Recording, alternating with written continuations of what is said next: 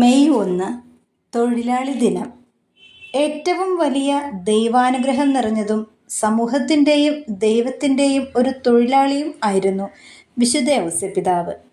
അധ്വാനിച്ചുകൊണ്ട് തൻ്റെയും ലോകം മുഴുവൻ്റെയും സൃഷ്ടാവായ ദൈവത്തെ പോറ്റി വളർത്തിയ നന്മയും നല്ല വ്യക്തിത്വവുമുള്ള പിതാവായിരുന്നു ഈ തൊഴിലാളി. താൻ അപ്പനല്ലായിരുന്നിട്ടും അപ്പൻ്റെ ഉത്തരവാദിത്വത്തിലും കരുതലിലും സ്നേഹവും ആത്മാർത്ഥതയും വിശ്വസ്തതയും എളിമയും കൊണ്ട് ദൈവം തന്നെയായ ദൈവപുത്രനെ പോറ്റി വളർത്തിയ മഹാവിശുദ്ധൻ.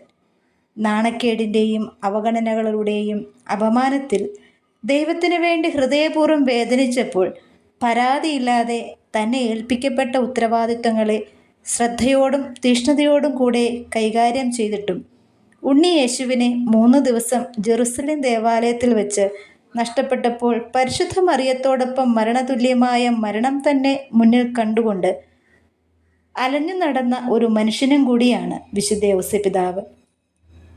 അത്രമേൽ വേദന സഹിച്ചിട്ടും ആഴമായ നിശബ്ദത കൊണ്ട് ദൈവഹിതം പൂർത്തിയാക്കി ഭൂമിയിൽ ജീവിച്ച് കടന്നുപോയ വിശുദ്ധൻ.